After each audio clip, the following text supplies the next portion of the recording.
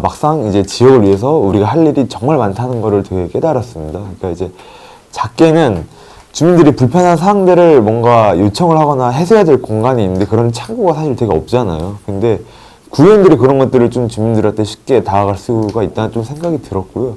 그다음에 좀 더 크게는 지역의 어떤 큰 사업권에 있어서 어떤 의견을 이제 뭔가 제안을 한다거나 때로는 뭔가 이제 예산을 좀 심의할 수 있는 이런 역할들이 지역을 위해서 큰 역할을 할 수 있겠다라는 걸 좀 깨닫게 되었습니다. 일단 은평구는 그 자전거 이제 활성화 5개년 계획이라고 나온 게 있어요, 작년에. 구정질의 하고 나서 들었던 답변이 뭐였냐면, 계획은 있었는데 그 경찰청에서 허가가 안 내줘가지고 사실상 5년 동안 도로 개발이 전무하다라고 답변을 받았어요.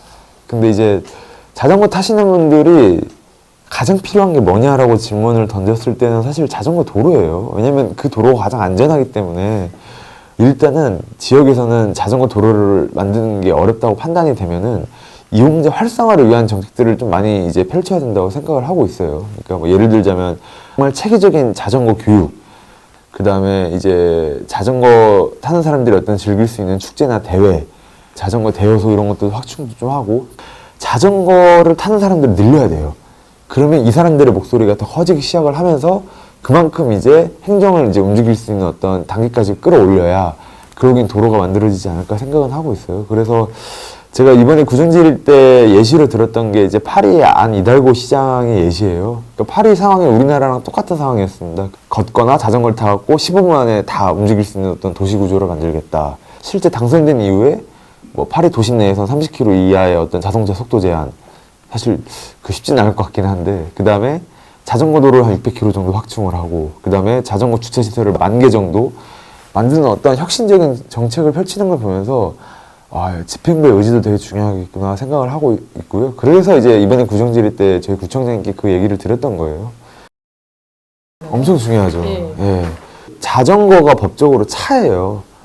예. 그러니까 차도로 달려오기 때문에 이제 차로 규정을 한 건데, 우리가 흔히 자동차 면허를 따기 위해서는 엄청난 과정을 거쳐야 되잖아요. 필기시험도 커트라인 뭐 통과해야 되고, 저도 뭐 기능시험, 저 같은 경우에 그 일종 보통 기능시험 4번 떨어졌거든요.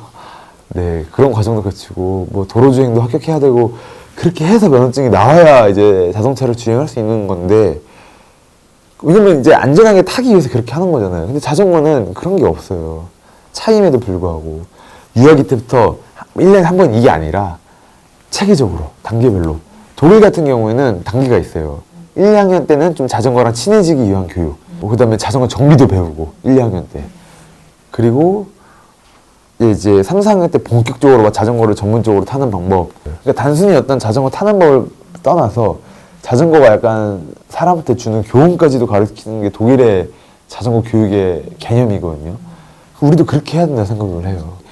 이 어느 순간 인터넷 문화가 발달하기 시작하면서 인터넷으로도 지역의 소식들을 이제 다 접할 수가 있잖아요. 그러다 보니까 자연스럽게 종이신문의 구독률이 떨어지는 거는 사실이에요.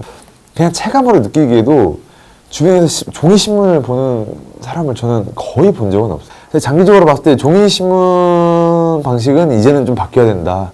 그 지역 안에서 지금 어쨌든 이제 그 신문사들한테 예산을 지급하는 것들이 있잖아요. 근데 그거는 언젠간 바뀌어야 된다고 생각은 하고 있어요. 조금씩 줄여나가면서 대안을 찾는 게 되게 중요하다고 생각은 하고 있어요. 행정감사 때 이제 했던 게 이제 지역신문 활성화 지원 조례인데, 이제 찾아보니까 많은 지역에서 하고 있는 사업은 아니에요. 신문사에 지원을 해준다는 거는 사전에 어떤 사업 계획서나 이런 걸 받고 검토를 해서 예산을 지급한다는 거기 때문에, 신문사에서도 어떤 그 사람들한테 자기네 신문을 많이 보게끔 할 수 있는 어떤 전략이나 이런 걸 가지고 가야 되잖아요. 그러니까 그거는 오히려 신문사 발전에도 도움이 된다고 생각은 하고 있어요. 그러니까 앞으로 저는 이제 의회 차원에서는 구의회가 지역에서 이런 역할을 하고 있다는 홍보는 물론이고, 의원님들이 어떤 개개인적으로 시민들이랑 소통하는 방식이 이제는 좀 달라져야 된다라고 생각을 하고 있어요. 그 온라인 활동을 잘 하셔야 된다고 생각해요. 좀 연구도 많이 해야 돼요. 네. 그래서 저는 SNS를 뭔가 활용하는 방식에 대해서 저희 뭔가 의원님들이 좀 중요성을 가지고 열심히 공부를 하셨으면 좋겠다 생각도 들고, 필요에 따라서는 의원 연수 교육 같은 거 하잖아요. 근데 저도 많이 들었는데 SNS 역량 강화 교육 이런 식으로 좀 접근을 해서 좀 온라인으로 소통하는 방식을 앞으로 좀 많이 하시면 좋겠다는 생각을 하고 있습니다.